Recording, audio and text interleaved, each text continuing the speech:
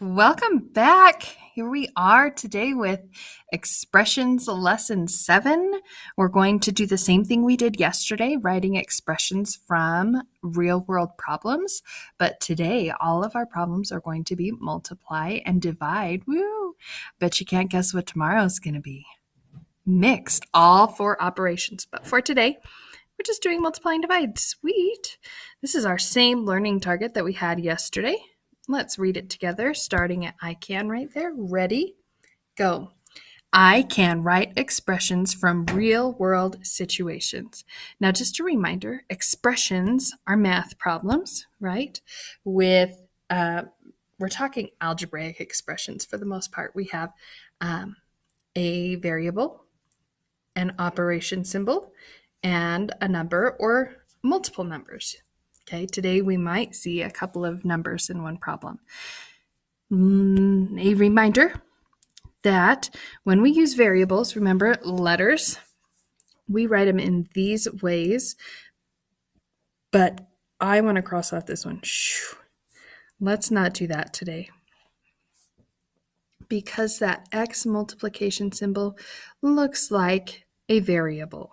So instead, we're going to focus mostly on writing it like this or like this, using the dot or putting them next to each other. We could also use parentheses if we wanted. And then this is a division symbol if you can't tell. Sometimes it looks like an addition symbol. We're going to use that division symbol or like a fraction today for division. Remember, today we're working on multiply and divide, but let's focus on these two and these two as we go throughout our lesson, all right? So here's an example. A car is traveling at a speed of 55 miles per hour. You probably heard something like that before. Write an algebraic expression showing how far the car will go in a certain number of hours. Use the variable h for hours. You could write this in a variety of ways. So we could say, we know 55 miles per hour, that means per 1 hour, right? I would go 55 miles, but what if I didn't go for any time? How many miles would I go? 0, right? So I could write it in these 3 ways down here, but remember, we're not going to do this. We could write 55 right next to h. Any of those 3 is perfect. The most common way is to write it like this, with our number they give us as the coefficient, and the letter they give us as the variable. Okay, so let's just pretend that the car traveled at this speed, 55 miles per hour, for 2 hours. So h would be 2. If we plugged it in and substituted, we would have a numerical expression, a math problem with only numbers in it, right? And operations. And we would have 52 times 2, or 55 times 2. Okay, does that make sense? So let's try one together. An airplane travels at a speed of 450 miles per hour. Write an algebraic expression showing how far the plane travels for a certain number of hours using h. So I have 450 and I have h. Now let's pretend, what if they go 1 hour? How far do they go? 450 miles, right? What if they go 2 hours? How far do they go? 900 miles. Just kidding, 450 miles last time I said that. So we could put a dot here, or we could have written them right next to each other. Pretty easy, right? Let's see if we can continue on. Using the expression that we wrote in the previous problem. Okay, so we wrote, I'm just going to rewrite it, 450 h. Find how far the car can travel in 6 hours. Write the numerical expression, then evaluate. So when I only have numbers, then I can use that X symbol. But I don't want to confuse you. So today, let's just use the dot for multiplication. So 450 does not change. 6 hours, wherever I see h, I'm going to substitute in 6. But I know this means 450 times that h number times 6. So there's my numerical expression. Then evaluate. Remember, evaluate means solve or give me an answer. So let's work through this. 6 times 0, 0. 6 times 5, 30. 6 times 4, 24, plus 3 more, 27. So in 6 hours, they would go 2,700 miles. Awesome. Jack had 3 bags of jelly beans with B beans in each bag. Okay, so 3 bags of jelly beans, B beans in each bag. Write an algebraic expression to model this situation. 3 bags of jelly beans. There's B beans in each bag, right? Each bag has the same amount, so we have 3 of the same bag. Now, each bag has 24 beans in it, they tell us. Write a numerical expression. We're going to do that part first. Write a numerical expression, a math problem with numbers and operations, and evaluate or solve to answer how many beans does Jack have.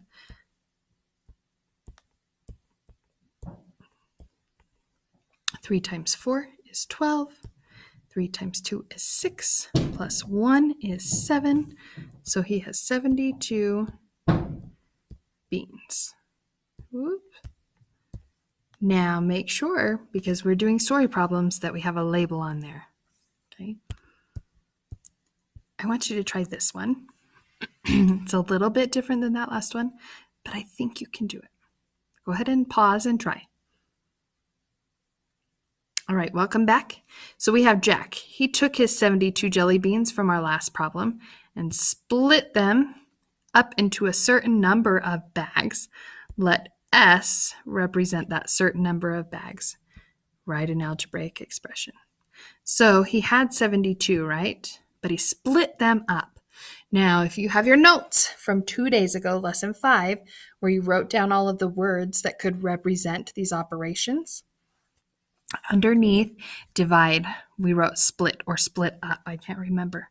72 divided by, and then they tell us S.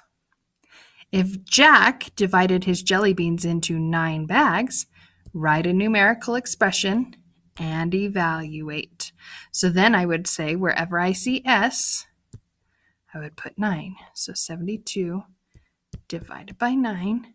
This is one of your math facts you should know. How many beans were in each bag this time?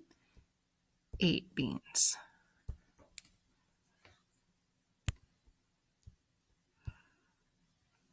This one might seem tricky to you because it has a decimal in it, but you can do it. You can do decimals. Quinn went speed walking with his wife. They walked at a constant speed of 5.75 miles per hour, and they walked for T hours. Write an algebraic expression to model this situation. Well, if they went for 1 hour, how far did they go? 5.75 miles, right? But what if they went 2? I would times 5.75 by 2. What if they went 3? I would times 5.75 by 3. So here I would have 5.75 times T.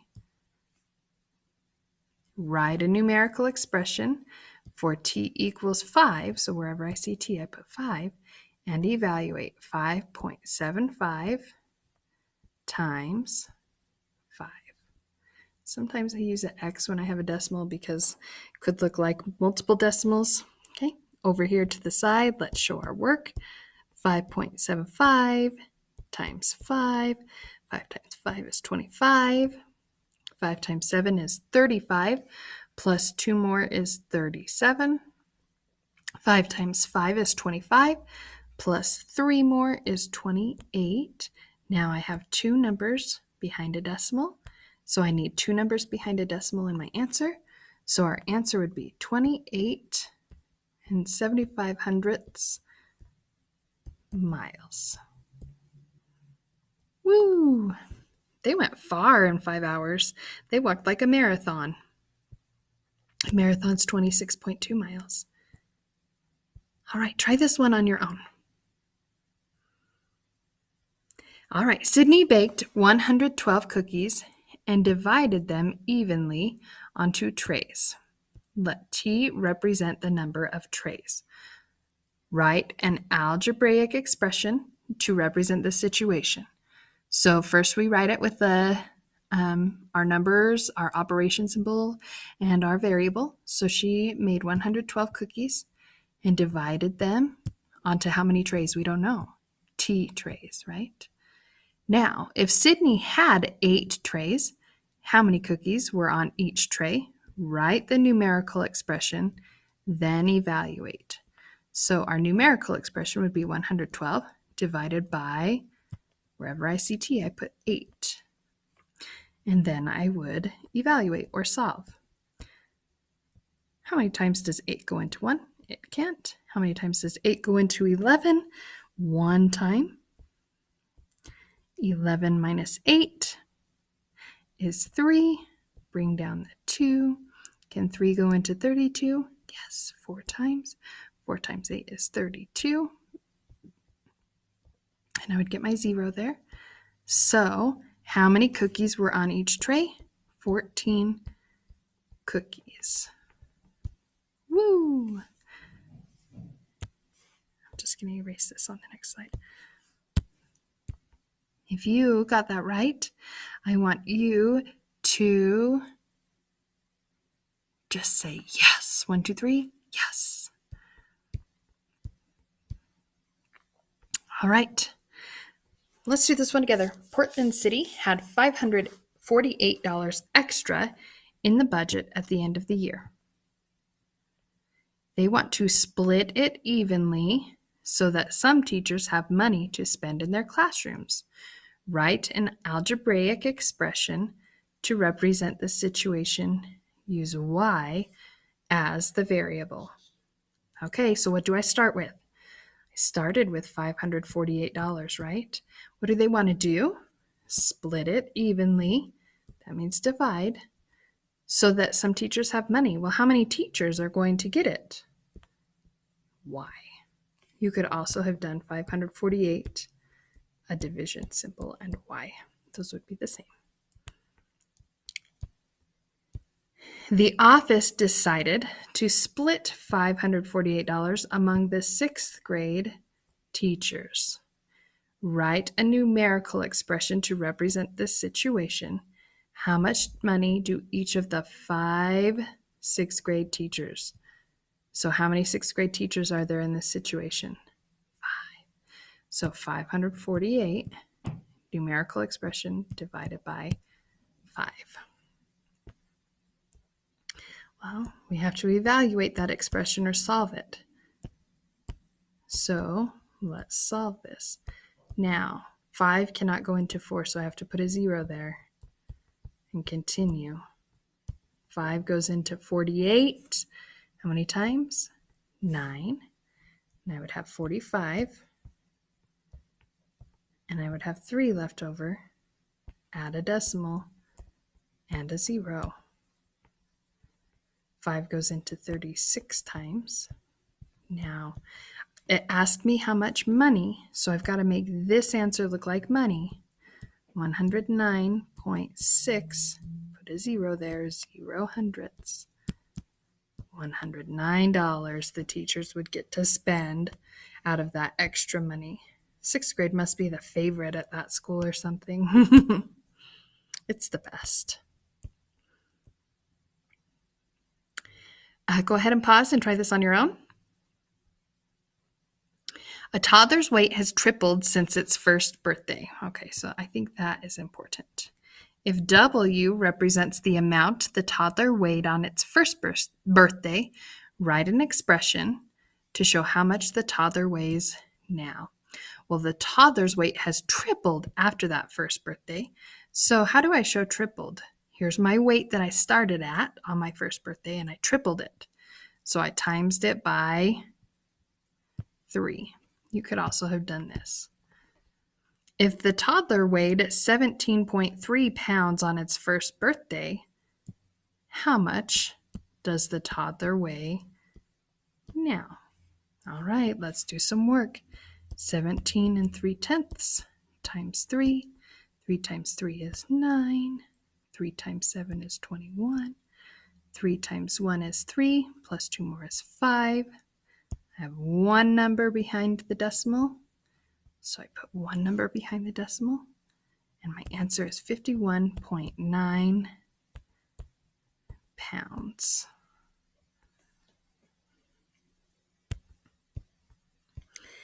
Now we're going to throw in a little thing. 2 operations are going to be in this one. Jed charges students $20 for guitar lessons. He taught a student several lessons this month. Then he charged the student an extra $6 for a pack of guitar strings. Let G represent the number of lessons Jed taught the student. Write an expression to model the situation. Okay, down here's a tip. We're going to identify constants, variables, and operations. So in this story problem, what price or what thing is never going to change? Okay, we have our 20, but we also have the $6 for the strings. That price is never going to change. He could charge them $6 for a pack of strings, right? G is for lessons, $20 for guitar lessons. So if I took 1 guitar lesson, it would have costed me $20, right? If I took 2, it would cost me $40. So I have 20 times G plus that $6 that I paid to get an extra pack of strings. If Jed taught a student 4 guitar lessons this month, how much did the student spend total, including the extra pack of strings? So here I would have, I'm going to write it right here, 20 times the 4 lessons plus the $6 for strings. 20 times 4, when I evaluate that, I get 80 plus 6. How much did the student spend altogether? $86. Go ahead and try this. You can call him Mr. Gersh or you could call him Mr. G. Here we go. Mr. G combines his atlases and dictionaries, then divides them among 10 different tables. A represents the number of atlases, and D represents the number of dictionaries Mr. Gersh has. Write an expression to show how many books would be on each table. Well, first he combined them, right? What does combined mean? He added them. So he added his atlases and his dictionaries together. Then he divided them. Well, I have to put those in parentheses first. He divided them among how many tables? 10 tables. So if Mr. G started with 12 atlases and 8 dictionaries, how many books were on each table? It doesn't ask us how many atlases were on each table and how many dictionaries. Some tables got more atlases, some tables got more dictionaries. So I would just substitute it in, and I would have 12 plus 8 and divide that by 10. When I evaluate it, 12 plus 8 is 20 divided by 10. 20 divided by 10 is 2 books per table. Sweet. Michael had $100 in his bank account. He owed money to his friends. He owed each of those friends $10. Let F stand for the number of friends. He then had to pay a bill of $25 to his internet provider. Write an expression to model this situation. All right, remember when we did subtraction and addition yesterday, we talked about what do we start with or what is the total? What did we start with here? We started with 100, right? He owes money to a few of his friends. Do we know how many friends? No, but we do know F, and we do know it's $10 for every friend. Do I add that to the $100 he has or subtract if he owes? Good, I subtract. Then he had to pay a bill for $25. How do I show paying a bill for $25? Good job, bills I have to pay. So now we know he has 3 friends here. So we have to solve it. $100 minus 10 times 3 friends minus 25. Now, we have to follow the order of operations. 10 times 3 first is 30. 100 minus 30 is 70. 70 minus 25 is $45. That's how much money he would have after he paid back his friends and paid his cell phone bill. All right, last problem. Go ahead and pause and try on your own. Welcome back. Sarah is taking her kids to see a new movie. She bought a certain number of tickets for $8 each. Then she bought herself, Smart Lady, a popcorn for $4.25. Write an expression to represent the situation. Now, they didn't give us a variable here, but she bought a certain number of tickets for $8 each. So I could represent that as 8 times however many tickets she bought. If she bought 0 tickets, she spent $0 at the movie theater, right? If she bought 1 ticket, she spent $8. And then she bought herself a large popcorn for $4.25. How would I show that? I bought tickets and then a popcorn.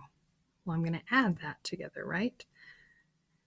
She bought 4 tickets. So 8 times 4 plus the $4.25 for the popcorn is how much she's going to spend, right? 8 times 4 is 32 plus $4.25. I'm going to stack those so it's easy to see. 32. Line up the decimals when I add. I have a 5 here, a 2 here. 2 plus 4 is 6. So she spent $36.25 altogether. Great work today. Don't forget to click submit on your Kami assignment so that you get credit for doing it. Then go back to the modules page and work on the practice for lesson 7 and then take the exit ticket. Great job. Keep working hard. You're awesome.